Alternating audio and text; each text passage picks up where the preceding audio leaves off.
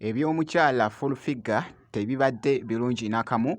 Simanyi oba nze atalaba, simanyi bulungi, naye nga ndabye nga munnange wano sirapu mu katambi wali ekibadde munnange ate wali ku mukolo munnange ate ogwa Desire Luzinda kosate ne Leviction eside eno.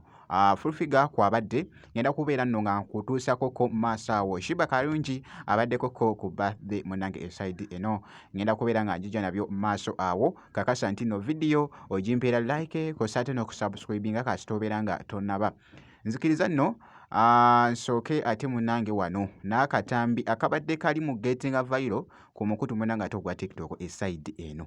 Simanyi bulungi oba nze atalaba, naye nga munnange embeera bwetyo bwebadde wali mu katambi, era nga akatambi kano by the way katredize nnyo ku mukutu ogwa TikTok. Ojjukira nti no full figure yabadde wali ku mikolo munnange ate egya Desire Luzinda kwosa n'omwami munnange ate Leviction eside.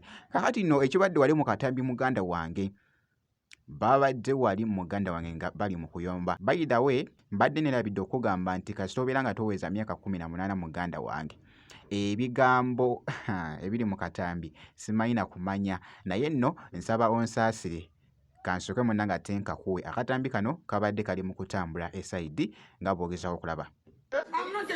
Sinda konvumiranga ki? Onvumira ki? Nze nkwagala. Waki omanyira nnyo abantu?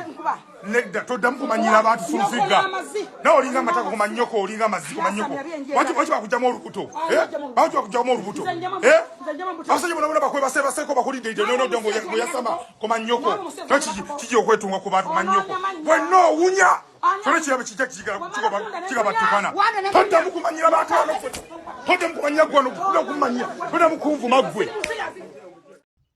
Nkugambye webityo munnange ate omukulu munnange ate wali abadde ali mu kuyomba, era nga bawulidde munnange wali nga bali mu kwetwala munnange ate n'omukyala full figure eside eyo. Bibadde bitwedinga nnyo wali ku mukutu munnange ate ogwa TikTok eside, naye nga genawuliddeko wali n'okusinziira bye nalabye omukolo gwatambudde bulungi ku Desire Luzinda kosate munnange ate ne Leviction. Jjukira nti nno nakulazeeko ko akatambi nakataddeyoko wano ku Jaminate yogi munnange eside. Katweyongereyoko wali ku side yemu, era nga bwogeza okulaba akatambi ako nako kabadde kafuuse ensonga. Akatambi ako era babadde wali munnange ate ku mukolo ogwa Desire Luzinda wali mwana mulenzi munnange ate Mick Wine kosate Dax Vibes kosate ne manager munnange ate John eside kosa, era nga bwolengera munnange ate mu katambi sigenda kubeera nga njogera bingi, kansuke nkakuweekoko katono olabe embeera nga bwebadde. This month, August, Dax White Party live, all white party, so be there all, you know where, check it, Dax White the world.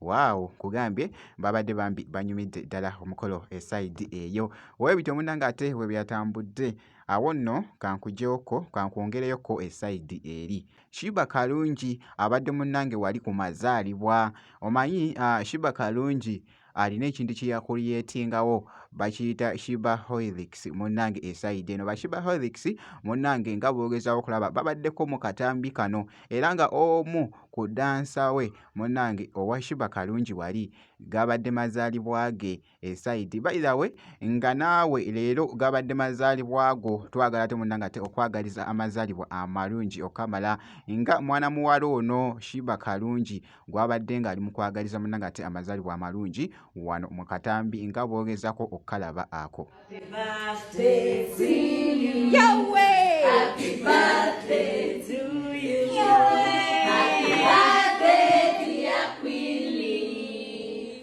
Happy birthday to you.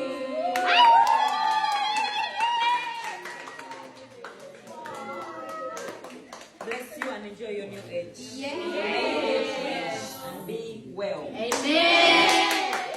ogambye basobodde munanga ate ohavinga munanga ate akaseera akabadde akalungi kaseera kasita kabeera nga kamazaalibwa kabeera kamazaalibwa munanga ate eside eyo naye nga bwenti bwenkoze ngenda kubeera nga nkomawoko mu maaso awo n'ebirala kakasa nti nno vidiyo ogirayikinga kosa ate n'okusubscribinga jjukira nti nobeera ofuna notification ku vidiyo ebeera eteereddwayo muganda wange ewano kujamira nti yo ginzikiriza ate nkomawoko mu maaso awo n'ebirala katono nnyo bwenti